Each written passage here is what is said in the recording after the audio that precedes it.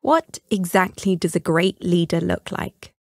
Well, they come in all shapes, colours and sizes. But in this blink to John C. Maxwell's The 21 Irrefutable Laws of Leadership, you'll learn the core principles that all great leaders live by. No leader follows every rule perfectly, and neither will you. But by cultivating several of these principles, you'll be on your way to becoming a standout leader.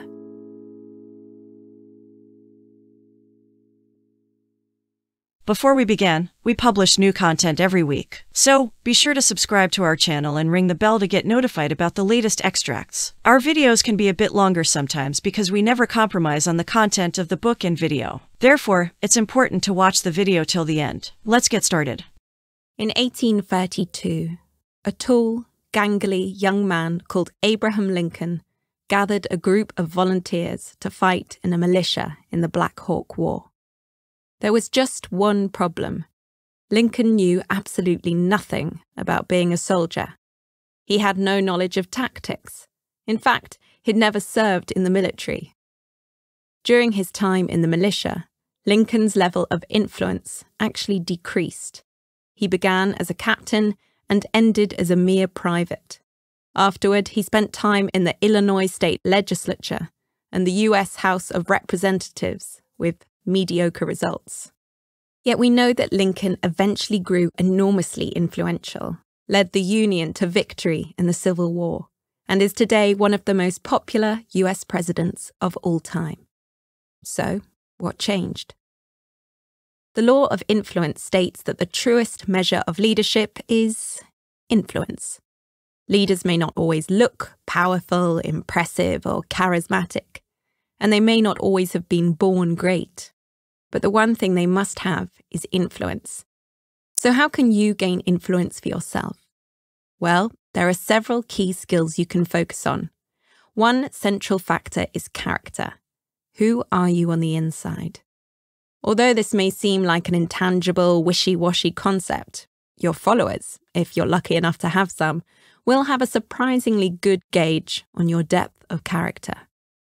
The more able they are to sense that character, the real you, the more likely they'll be to keep following. Another way to obtain influence is by building up your own personal bank of knowledge. Lincoln never attended college, but if you've read any of his speeches, you'll know that he was an incredibly learned man. Lincoln embodied not only the law of influence, but also the law of empowerment. This is the law that says secure leaders are willing to give power to others. Lincoln was well known for his willingness to cede power and authority. Just look at how he selected his cabinet. Many so-called leaders choose to surround themselves with like-minded yes-men, but not Lincoln.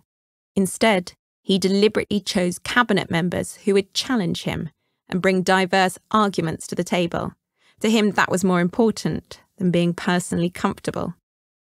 Lincoln's dedication to the law of empowerment was also evident when it came to his attitude towards choosing military generals. Lincoln chose his generals himself. He wrote to them personally. When they performed well, he gave them credit. And when they performed poorly, Lincoln took the blame. The Union generals succeeded because Lincoln stood strong and secure in his leadership. What made Lincoln's use of the law of empowerment so successful was his belief in others. If you believe in another person, they'll find it difficult not to believe in themselves too. So, a good question to ask yourself is, do you believe in the people around you? And there's an easy way to find out. First, make a list of the people closest to you. Then, rate each person's potential on a scale of 1 to 10. Remember, you're rating their potential here, not their current ability. If all of their numbers are low, then perhaps there's a lesson to learn. Your belief in other people is probably not very high. Now, for each person on the list, take some time to write down their greatest strengths and imagine how they might be able to leverage those strengths to achieve something spectacular. What could they become if they really made the most of their gifts? And what could you do to be a part of that journey? A French ambassador was visiting President Theodore Roosevelt. Eventually, they came to a stream that they would have to cross in order to continue their journey. Without saying a word, Roosevelt stripped off his clothes and waited expectantly for the ambassador to do the same. How else would they swim over to the other side? This behaviour was normal for Roosevelt. He was a vigorous, active man who exemplified a few of the 21 rules of leadership, including the law of process and the law of magnetism. Today, we might remember Roosevelt as being a bit of a tough guy, but contrary to what you might think, he was actually born small and sickly. He was thin, suffered from severe asthma, and had poor eyesight. In fact, it wasn't certain whether he would survive into adulthood. But around the age of 12, Roosevelt began to live by the law of process. This law dictates that leadership isn't built in a day. Instead, it develops over the course of a lifetime through concerted and continued effort. Roosevelt began to increase his physical strength by working out with weights, hiking, ice skating, hunting, rowing, boxing, and horseback riding. It was a journey that took time, and which built him into the strong figurehead we picture today. Likewise, Roosevelt didn't ascend to the presidency immediately. He spent time as a New York City police commissioner, a big game hunter, and a cowboy. Roosevelt retained a lifelong commitment to growth. Even on the day of his death, a book was found stashed beneath his pillow. In addition to following the law of process, Roosevelt embodied the law of magnetism. He attracted a specific type of follower that matched his own persona. During the Spanish-American War, Roosevelt personally charged up San Juan Hill with his cavalry unit, the Rough Riders. The volunteers he recruited were specific types of people, wealthy aristocrats from the Northeast and cowboys from the Wild West. This made perfect sense because Roosevelt was both a Harvard-educated New Yorker and a big game hunter who had traversed the Dakotas. Effective leaders are always on the lookout for the right people, and often they attract people who are similar to them. This was exactly the case with Roosevelt. So, how do you tackle both these laws yourself? First, let's look at the law of process. Consider what your plan for personal growth is. You might have a vague idea already, but it's worth writing out a specific plan. Consider exactly which books you'll read over the coming months, the conferences you'll attend, the lectures you'll listen to. Be very specific about selecting materials and setting aside time on your calendar to go over them. Now, for the law of magnetism. Try writing down the qualities you'd like to see in your followers. Then put a check mark next to the qualities you possess and a cross next to the ones you lack. If you see lots of crosses instead of checks, you'll know why you haven't attracted the type of followers you want. To increase your chances of attracting the right kind of people, you can follow up on this exercise by identifying mentors who you might like to work with, maybe a professional coach or a respected colleague who will help you grow in the specific areas where you're weakest. You're probably familiar with the name Moses, the prophet who authored the Torah and split the Red Sea to lead the Israelites to safety. But perhaps you're less familiar with someone else who went by the nickname Moses. This Moses was actually a woman, small in stature with dark skin and 2 missing front teeth. Her name was Harriet Tubman. In the decade between 1850 and 1860, Tubman made 19 trips from the American South to the North, leading enslaved black people to freedom with the help of sympathizers along the way. During summers and winters, Tubman scraped together a living as a domestic servant. Then in the spring and the fall, she used her small savings to make trips back to the South, to rescue as many people as she could. And in all this time, Tubman never lost a single passenger, because she refused to let people give up. By the start of the Civil War, she had helped more people escape from slavery than any other American in history. Tubman embodied the law of respect, which says that people naturally follow leaders who are stronger than themselves. She had immense influence, and not just amongst enslaved people. Influential Northerners, both black and white, would also ask her to speak at rallies and at their homes. But how was Tubman able to command so much respect, given how strongly the deck was stacked against her? After all, she was uneducated, formerly enslaved, and she lived in a country that neither respected black people or women. Well, great leaders can gain respect in a number of ways. One key way is by demonstrating their own respect for other people. If you show respect towards others, you'll gain their respect in return. Another way you can earn respect is by exhibiting courage. Few people could match Harriet Tubman's unwavering determination. For her, the choice to save enslaved black people was binary, either succeed or die trying. But Tubman also followed another law of great leadership, the law of addition, which is all about serving other people. The best leaders are less interested in their own power and position, and are instead focused on positive impact. Their motive, in other words, is not to win awards or accolades, but to improve people's lives. Tubman risked everything to serve other people. And that's because she truly valued them. When you value other people, you naturally add value to their lives. It sounds simple, and it is. You should always be demonstrating to your followers that you care, even if it's through small actions like taking 5 minutes out of a busy day to say hello. You also add value to other people's lives by increasing your own value. Learn skills so that you can share them, acquire opportunities so that you can give them out. Evaluate and reflect on your experiences so you can provide wisdom. Finally, consider your overall attitude. Is it geared towards helping other people? Think of situations where you're required to serve other people's needs. Do you ever become impatient, resentful, or indignant? If so, think about what needs to change. Ask yourself, how can you regularly perform small acts of service for your followers without seeking recognition and without feeling resentment? Life in Montgomery, Alabama was relatively peaceful for Martin Luther King Jr. In 1954, he accepted his first pastorate. Then, a year later, he and his wife, Coretta Scott, welcomed their first child into the world. However, they were only able to enjoy their newly established family life for another month before the peace was shattered. In December 1955, Rosa Parks was arrested after she refused to give up her seat to a white bus passenger. Immediately, King and other black leaders rallied together to protest Parks' arrest and the transit system's racist policies. What started out as a one-day boycott quickly transitioned into a continued boycott, coordinated by their newly formed organization. It was called the Montgomery Improvement Association, or MIA, and King was unanimously elected leader. King led the MIA for the next year, negotiating with city leaders and advocating for the fair treatment of Black Americans.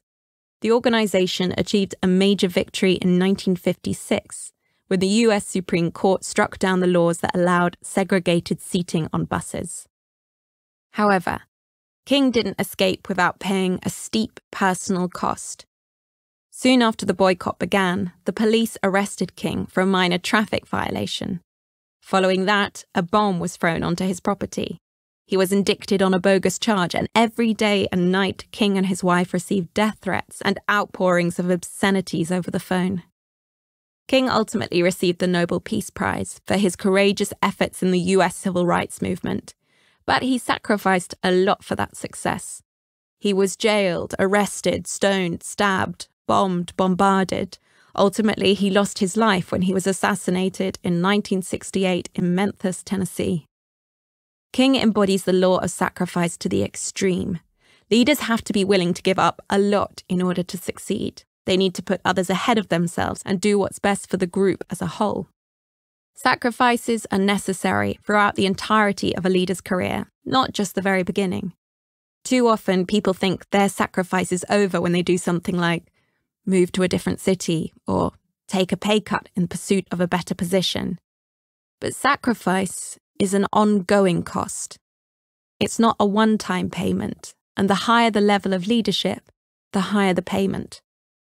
Even after Martin Luther King was assassinated, his followers kept his dream alive, and that's because King was also a master of the law of buy-in.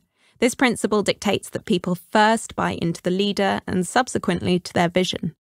In other words, people follow leaders first and embrace their causes afterwards. So as a leader, you need to get people to buy into your vision. Consider what is the buy-in for the people you already lead. Make a list of your key followers and rate each person's buy-in on a scale of 1 to 10. Then think about how you can increase your buy-in with them. Could you be more honest and authentic? Could you give them better tools with which to do their jobs? Could you help them to even achieve their personal goals at the same time? Develop a unique strategy with each person and then put it into action. You'll see how your credibility rises. During World War II, Europe was on the brink of collapse. Hitler and his Nazi army had steamrolled countries like Poland, France, and Belgium. However, there were a few leaders who weren't going to accept Hitler's actions without a fight, and one of them was Winston Churchill, the British Prime Minister and a masterful practitioner of the law of victory. Churchill made the word victory, his rallying cry, practically synonymous with his name. In his first speech after becoming Prime Minister, he said, "You ask, what is our aim? I can answer in one word: victory. Victory at all costs." Churchill was far from being all talk. He deployed troops in the Mediterranean, allied with Soviet leader Stalin despite his hatred of communism, and carefully worked on developing a relationship with the American president and ally, Franklin Roosevelt, another great leader. The law of victory is about performing under peak pressure. And there are 3 components to doing this well. The first is unity of vision. Groups need to share a vision in order to succeed. During the war, the British army and citizens were united in their dedication to Churchill's cause. Another factor in achieving victory is diversity of skills. You can't have a football team, for example, that consists only of quarterbacks, just as you can't have an army made up of only generals. Ensure that your group, team, or organization has the diversity it needs in order to flourish. Finally, to perform well, you need a leader who is dedicated to raising their followers to their full potential. Leaders must provide the motivation, empowerment, and support that a team needs to thrive. Churchill did this through his famous speeches, broadcast over the radio, which raised the collective spirit and prevented morale from collapsing. A good question to ask yourself is, are you committed to the success of your team? If the answer is no, you may run into problems along the way. Remember, think victory, and you will inspire your team to be victorious. The final law that Churchill followed religiously was the law of timing, because doing even the right things at the wrong time can spell disaster. In addition to being a master of the law of victory, Churchill was skilled in the law of timing. In fact, his victory depended on it. If Churchill had made an error in timing, said the wrong things in the wrong speech at the wrong time, if he'd acted rashly when he should have been cautious, the war could have been lost. When leading, it's important to think about both the timing and rightness of your actions. It can help to review your recent successes and failures, and to analyse the effects of your timing on each. Were the failures caused by the wrong action or the wrong timing? Would your initiatives have been successful if they'd been launched earlier or later? What factors were working against them? What were the market or industry conditions at the time? Exploring these questions can help you understand your own relationship to timing and thereby improve it. The most important takeaway from all of this is that no one leader can perfectly obey or embody every single rule of leadership. But leadership skills are necessary in order to successfully run an organization. By challenging yourself to improve in the key dimensions of leadership, you'll make great strides in increasing your people skills, gaining followers, and transforming your vision into reality. And here's a last piece of actionable advice. Rethink your priorities. Prioritizing enables, in fact it requires, leaders to think ahead and see how each of their actions contributes to their larger vision. So make certain that every action you take in pursuit of your goal is something only you can do. If something you're doing can be done 80% as well by someone else, delegate it. Also, make sure that you're always doing what brings you the greatest reward. Never sacrifice the things you love, whether it's playing golf or spending time with your children. Got feedback? We'd love to hear from you about our content. Just share your thoughts and book recommendations in the comments section, and be sure to subscribe to our channel and ring the bell to get notified about the latest extracts. Thank you and have a great day.